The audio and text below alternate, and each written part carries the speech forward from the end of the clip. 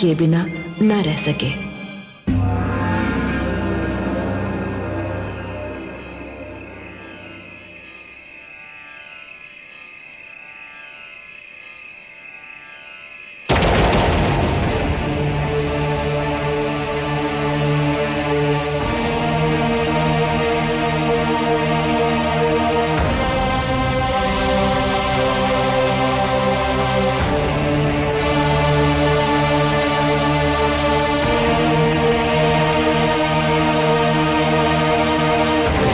गुरुदेव,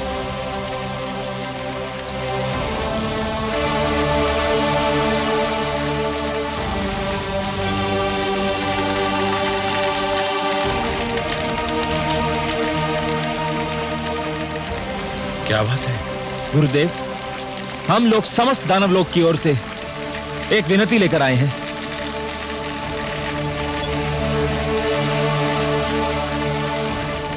क्या विनती लेकर आए हो तुम?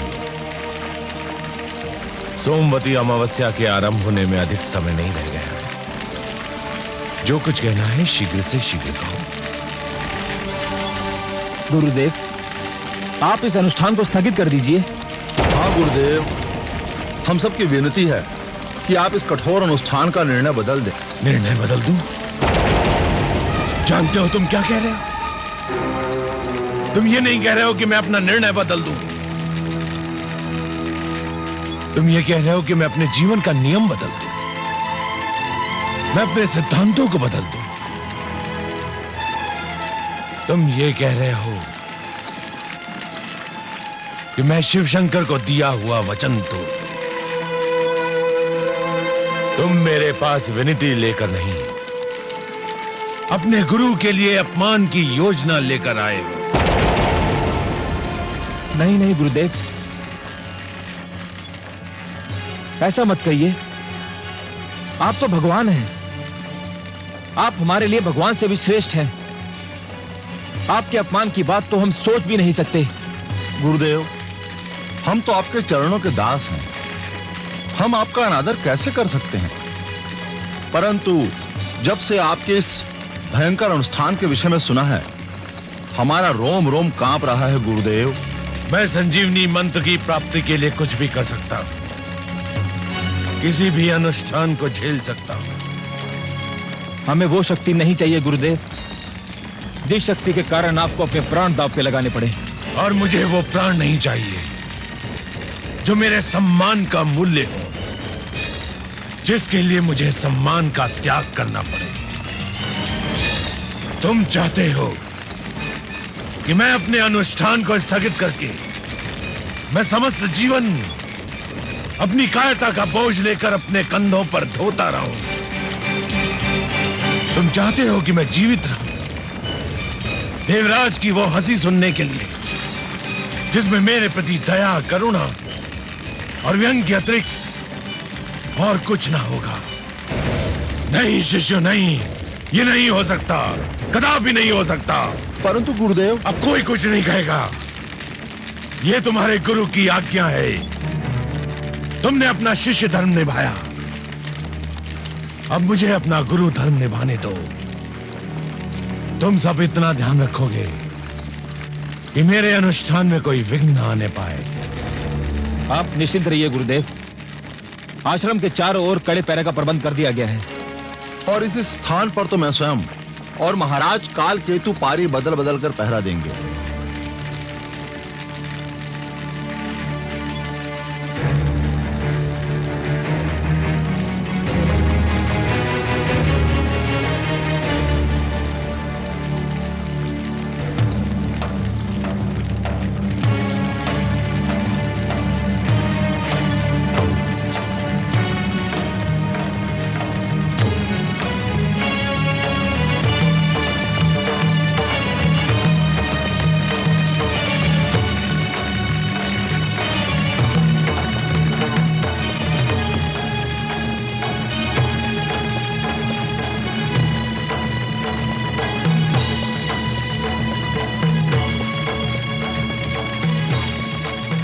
पत्तियों को अग्नि दो काल केतु।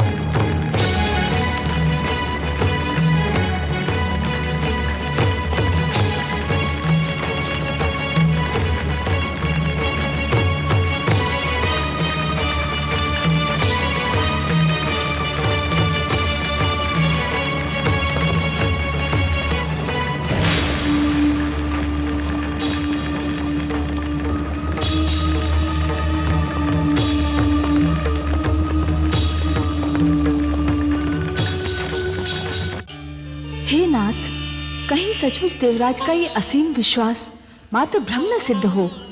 दैत्य गुरु शुक्राचार्य को अपने अनुष्ठान के आरंभ में कुछ कठिनाइयां अवश्य हुई, किंतु अब वे धुएं का पान इतनी सरलता से कर रहे हैं जैसे कोई शिशु दुग्धपान करता है। ये संकल्प की शक्ति है महादेवी।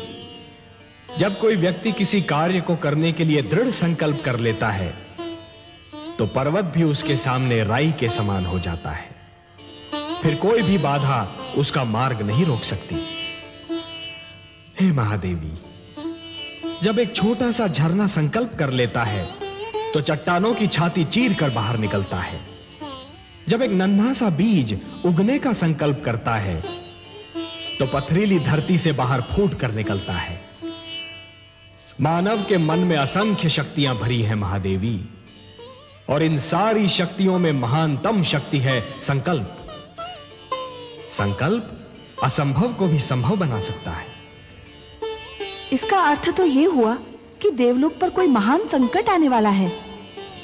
निस्संदेह देवराज इंद्र के लिए समस्या अब और गंभीर हो सकती है महादेवी। दैत्य गुरु शुक्राचार्य का अभियान यदि सफल हो गया तो ऐसी घटनाएं घटित होंगी जिनसे सारी सृष्टि संकट में पड़ जाएगी। तीनों से बच कर रहे, शत्रु रोग अंगार, क्या जाने ये किस घड़ी ले ले क्या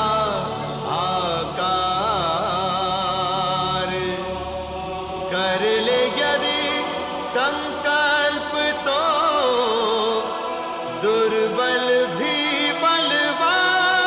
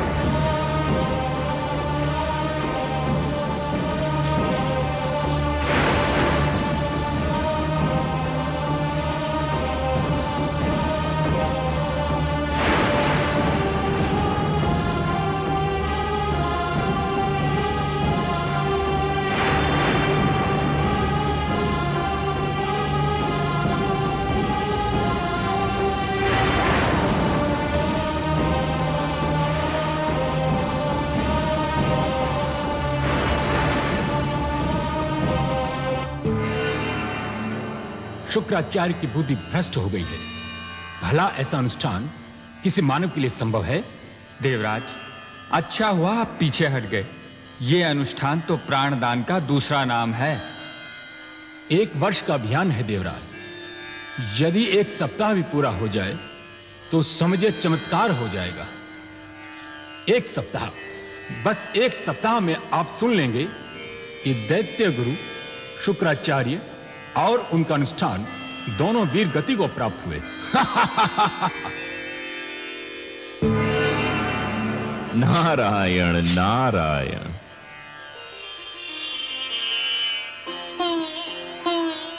आइए देवर्षि, स्वागत है। आज इधर कैसे भूल पड़े? आपके नंदन वन में इतनी सुंदर चर्चा छिड़ी हुई थी तो मैंने सोचा थोड़ा सा आनंद मैं भी उठा लूं। यहां तो दैत्य गुरु शुक्राचार्य और उनके अनुष्ठान की चर्चा हो रही थी। आप तो जानते ही होंगे इस विषय में आपका क्या विचार है? मेरे विचार की छोड़िए पवन देव, मेरे विचार तो भटकते रहते हैं। अच्छा विचार तो वही होता है जिसे सुनकर राजा प्रसन्न हो जाए, है ना? ऐसा क्यों कह रहे हैं आप देवर्षि? नारायण नारायण। मैं ऐसा इसलिए कह रहा हूं देवगण, क्योंकि राजा चाहे दानवों का हो, मानवों का या फिर देवताओं का, उसकी दुर्बलता एक ही होती है। किस दुर्बलता की ओर संकेत कर रहे हैं आप? मैं उस दुर्बलता की ओर संकेत कर रहा हूं जिसका नाम अंध प्रशंसा है। अर्थात यह देवराज कि हर राजा को वह बात बहुत सुहाती है जिसका आरंभ उसकी प्रशंसा से और जिसका अंत उसके शत्रु की निंदा पर होता है। फिर उस बात में सत्य की खोज वैसी ही सिद्ध क्यों न हो जैसे एक अग्निकुंड में जल की एक बूंद की खोज। देवर्षि, आप कहना क्या चाहते हैं? हे देवराज, मेरे कानों में यहां कही हुई एक बात पड़ी थी कि दैत्य गुरु शुक्राचार्य जिस अनुष्ठान का संकल्प कर रहे हैं वह किसी मानव के लिए संभव नहीं। यह तो मैंने कहा था देवर्षि। मैं तो केवल यह कहना चाह रहा था कि दैत्य गुरु शुक्राचार्य जो अनुष्ठान कर रहे हैं वह मानवों के लिए ही संभव है, देवताओं के लिए नहीं। नहीं तो देवराज उस अनुष्ठान से भाग क्यों खड़े होते? मैं ठीक कह रहा हूं ना देवराज? तो क्या दैत्य गुरु अपने अनुष्ठान में सफल हो जाएंगे? हो जाएंगे नहीं, हो रहे हैं देवराज। जो अनुष्ठान के 2 दिन कुशलता से बिता सकता है वह पूरा 1 वर्ष भी बिता सकता है। दैत्य गुरु के अनुष्ठान का चरम बिंदु संजीवनी की प्राप्ति होगा देवराज, और संजीवनी का मिलना देवताओं के लिए संकट के समय का आरंभ। ऐसा मत कहिए देवर्षि, इसकी तो कल्पना मात्र से मेरे तन में झुरझुरी दौड़ जाती है। मेरे पास आपकी इस झुरझुरी का उपचार तो नहीं है देवराज। हां, आपके लिए यह अशुभ समाचार अवश्य है कि दैत्य गुरु शुक्राचार्य का अनुष्ठान सफलता की ओर बढ़ रहा है।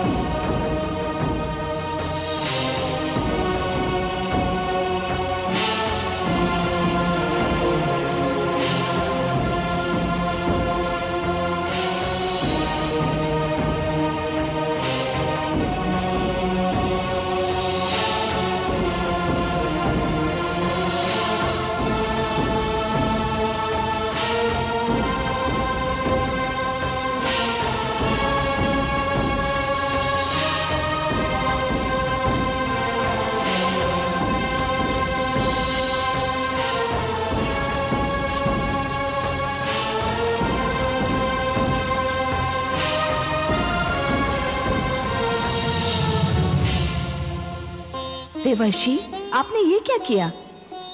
क्या किया मैंने माते? आपने सनसनी फैलाकर समस्त देवलोक में भय का वातावरण उत्पन्न कर दिया। सत्य के प्रदर्शन को आप सनसनी कह रही हैं माते? मैंने देवलोक में सनसनी नहीं फैलाई। देवराज इंद्र अपनी अंध प्रशंसा से भ्रमित हो रहे थे। मैंने तो केवल सत्य कहकर उन्हें सावधान करना चाहा था, भयभीत नहीं। माते, आप तो जानती ही हैं कि बातें दो प्रकार की होती हैं। पहली वे जो सुनने में तो अच्छी लगती हैं किंतु सत्य नहीं होती, और दूसरी वे जो भले ही सुनने में अच्छी न लगें किंतु सत्य होती हैं। मैंने देवराज इंद्र से केवल सत्य कहा था, भले ही वह उन्हें सुनने में अच्छा ना लगा हो। समस्या यह है माते कि देवताओं के राजा होते हुए भी देवराज ऐसे लोगों से घिरे रहते हैं जो केवल उनकी झूठी प्रशंसा करते रहते हैं। देवर्षि ठीक कह रहे हैं महादेवी। किसी को अपने संकट से सावधान कराना अर्थात अपना धर्म निभाना। फिर वो असावधान व्यक्ति कम से कम ये तो नहीं कह सकता कि किसी ने मुझे संकट से सावधान ही नहीं कराया। परंतु हे कमल नयन, इस घबराहट में देवराज कोई अनुचित पग उठा ले तो क्या होगा? यही तो देवेंद्र के विवेक की परीक्षा होगी ना महादेवी। इसी से तो सिद्ध होगा कि क्या देवेंद्र को अपनी भूल का आभास हुआ है या फिर वो अपनी भूल को छुपाने के प्रयास में दूसरी भूल कर बैठेंगे। क्या मलय केतु, ये क्या कह रहे हैं गंधर्वराज चित्ररथ? हाँ देवराज, दैत्य गुरु शुक्राचार्य पर तपस्या की कठोरता का कोई प्रभाव दिखाई नहीं दे रहा है। हमें तो भय है देवराज कि वो अपनी परीक्षा में सफल हो जाएंगे। असंभव, ये नहीं हो सकता, कदापि नहीं हो सकता। रक्षिता, ऋताची, ऋतुपर्णा, आज्ञा देवराज। दैत्य गुरु शुक्राचार्य का अभियान सफल हो गया तो समस्त देव और मानव संस्कृति घोर संकट में पड़ जाएगी। शीघ्र धरती पर जाओ और किसी भी प्रकार उनके अनुष्ठान को विफल करो। उनका ध्यान अपनी ओर आकर्षित करो और उनकी तपस्या में विघ्न डाल दो। जाओ, मेरी आज्ञा का पालन करो। रक्षिता, ऋताची, ऋतुपर्णा, तुम सब चुप क्यों हो? क्या मैं तुम्हारे मौन का यह अर्थ लूं कि तुम्हें अपने अधिपति की आज्ञा स्वीकार नहीं? हम इतना साहस नहीं देवराज, परंतु क्या? हमें दैत्य गुरु शुक्राचार्य से भय लगता है। भय? क्यों भय लगता है? दैत्य गुरु महान विद्वान और तेजस्वी हैं। वो हमें श्राप दे सकते हैं और उनके श्राप से तो कोई भी मुक्ति नहीं दिला सकता। देवराज, आप ही नहीं।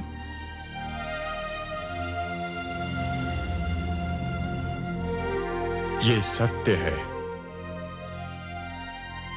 परंतु फिर होगा क्या? क्या हम कुछ भी न कर पाएंगे? क्या हम चुपचाप बैठे शुक्राचार्य के अभियान को सफल होता देखते रह जाएंगे? ये तो महान संकट की घोषणा के समान है। शुक्राचार्य का अनुष्ठान रोकना नितांत आवश्यक है, परंतु कौन करेगा यह कठिन कार्य? कौन रोकेगा यह अभियान? मैं करूंगी पिताश्री, मैं रोकूंगी दैत्य गुरु शुक्राचार्य का अभियान। जयंती, मेरी पुत्री, तुम? हाँ पिताश्री, मैं धरती पर जाऊंगी और शुक्राचार्य का अनुष्ठान विफल कर दूंगी। तुम जाओगी? नहीं, यह कदापि नहीं हो सकता। मैं तुम्हें जाने की अनुमति नहीं दे सकता। क्यों पिताश्री, क्यों नहीं दे सकते? इसलिए कि तुम मेरी पुत्री हो। और ये अप्सराएं, ये कुछ भी नहीं लगती आपकी, जो सदैव आपके संकेत पर कठपुतलियों की भांति नाचती रही हैं, जो देवलोक के हित के लिए, आपके हित के लिए अपना मान सम्मान न्योछावर करती रही हैं। क्या ये आपकी पुत्रियों के समान नहीं है पिताश्री? क्या समस्त देवलोक आपका परिवार नहीं है? है, निसंदेह है, पर इनमें और तुम में एक अंतर है। क्या अंतर है पिताश्री? इनका तो उद्देश्य यही है कि ये पुरुषों का ध्यान अपनी ओर आकृष्ट करें। नारी और पुरुष में एक दूसरे के प्रति स्वाभाविक आकर्षण होता है पिताश्री, परंतु यह आकर्षण एक दूसरे से प्रेम करने के लिए, एक दूसरे पर न्यौछावर होने के लिए बना है। नारी पुरुष की दुर्बलता नहीं, उसका बल होती है पिताश्री। नारी को मनोरंजन की सामग्री बनाना छोड़ दीजिए और ये मुझ पर छोड़ दीजिए कि मैं दैत्य गुरु शुक्राचार्य का अनुष्ठान कैसे रोकती हूँ। अब मुझे जाने की अनुमति दीजिए। नहीं पुत्री नहीं, तुम इन दैत्यों को नहीं जानती। ये वासना के पुतले सौंदर्य और यौवन के पीछे पागल हैं। भूखे भेड़ियों के समान होते हैं ये दानव। तुम्हें वहां जाने की अनुमति देना तुम्हें घोर विपत्ति में डालना होगा। परंतु गुरु शुक्राचार्य तो दैत्य नहीं है, वे दानवों के गुरु अवश्य हैं, स्वयं दानव तो नहीं। आप निश्चिंत रहिए पिताश्री, मुझे उनका कोई भय नहीं। मैं किसी भी आपदा को झेल सकती हूँ।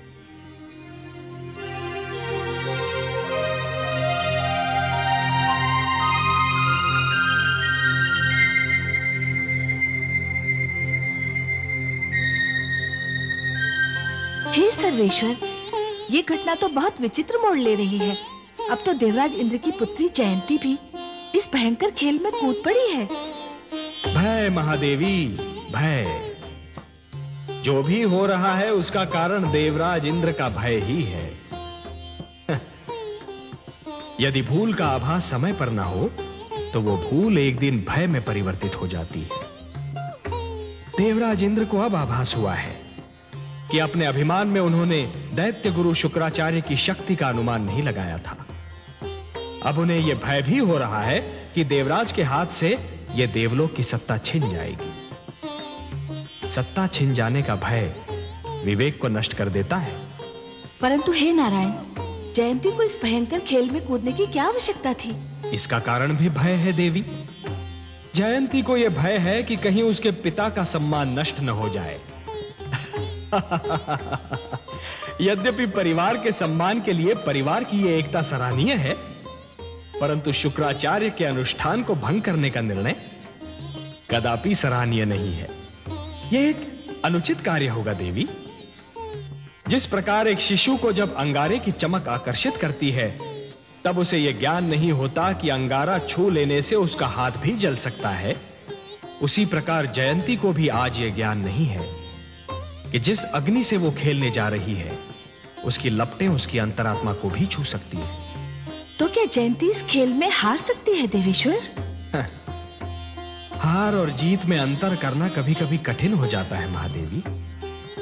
कोई हार कर भी जीत जाता है तो कोई जीत कर हार जाता है। आप तो बस देखती जाइए कि जयंती अब क्या करती है और कैसे करती है।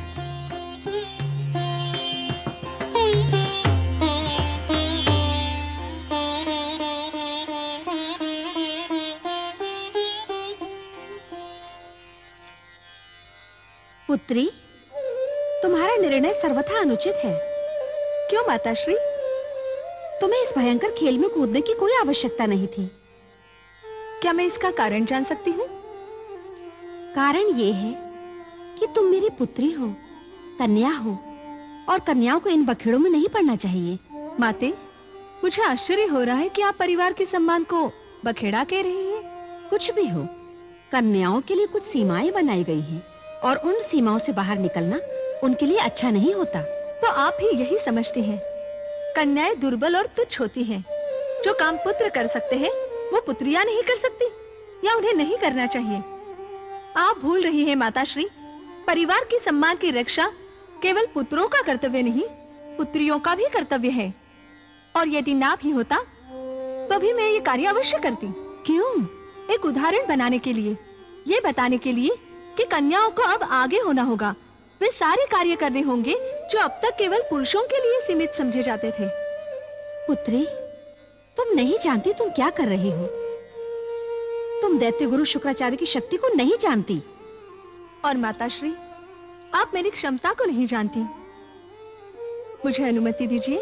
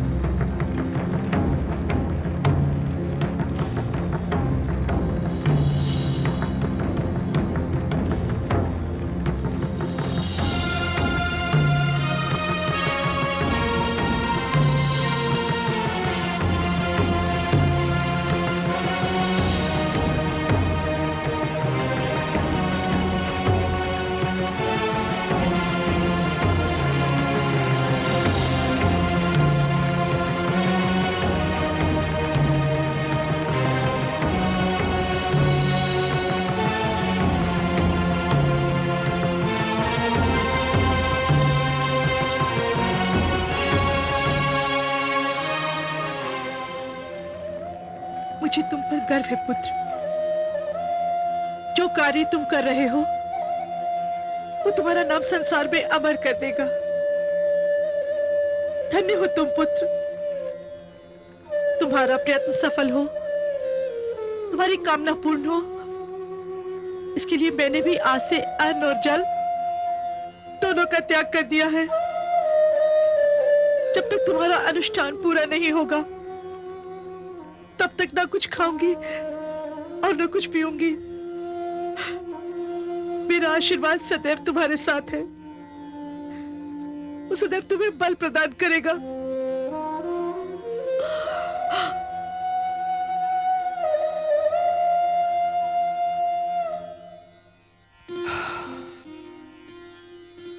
हे महादेवी, जानती हैं सृष्टि का सबसे सुंदर दृश्य क्या होता है? हाँ कमल नयन, वो दृश्य जिसे देखकर आपका मुख पुष्प की भांति खिल उठता है, वही दृश्य जो हमने अभी देखा। आपने ठीक कहा महादेवी, आपने मेरे मन की बात कह दी। जब मां अपने पुत्र का दुख बांटने का प्रयास करती है तो मुझे लगता है कि सृष्टि का निर्माण निरर्थक नहीं था। लगता है जैसे सृष्टि के निर्माण का उद्देश्य पूरा हो गया हो। हे कमल नयन, माता और संतान का संबंध सृष्टि का सबसे सुंदर और सबसे शक्तिशाली संबंध है। इतना शक्तिशाली संबंध तो पिता और पुत्र का भी नहीं होता। पुत्र पिता का अंश अवश्य होता है, किंतु माता का तो पुत्र विस्तार होता है। इसीलिए तो माता अपने पुत्र का दुख देख नहीं पाती। पुत्र का दुख, पुत्र का कष्ट माता के लिए स्वयं उसी का दुख, उसी का कष्ट बन जाता है। हाँ महादेवी, आपने माता और पुत्र के संबंध को एक सुंदर परिभाषा दे दी। सत्य कहा आपने, माता अपने पुत्र के कष्ट को अपना ही कष्ट समझती है। जिस प्रकार घटा धरती पर बरसने के लिए व्याकुल रहती है, जिस प्रकार एक पुष्प वातावरण में अपनी सुगंध फैलाने के लिए व्याकुल रहता है, उसी प्रकार एक माता भी अपने पुत्र पर हृदय का सारा प्रेम लुटाने के लिए व्याकुल रहती है। ममता इस सृष्टि की सुंदर भावना है। धन्य है ये माता। मैं ऐसी माताओं को प्रणाम करता हूं।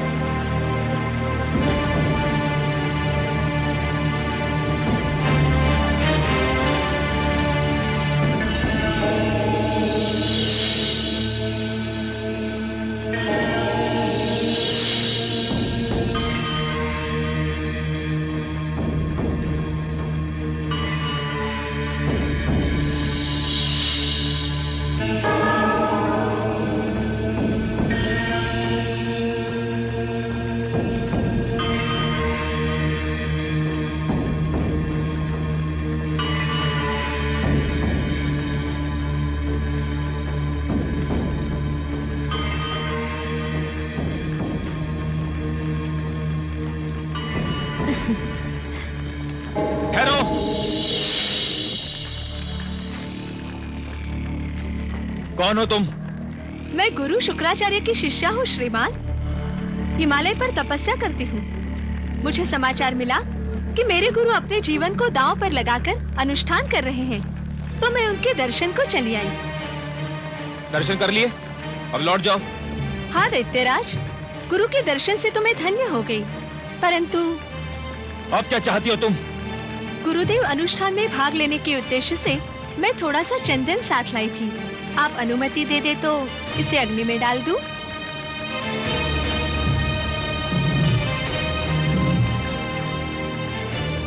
जो करना है शीघ्र करो और यहाँ से तुरंत चली जाओ।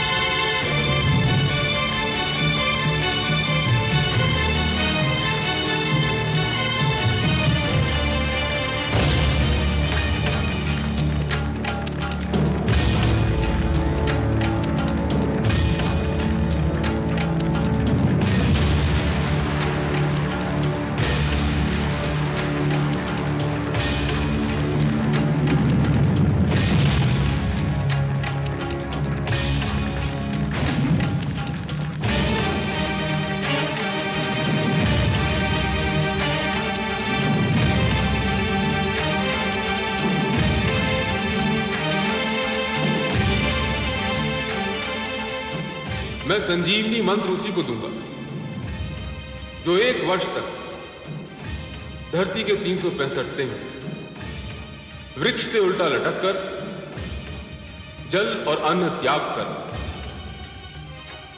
केवल जलती हुई पत्तियों का धुआं पीता रहा। पूरे 1 वर्ष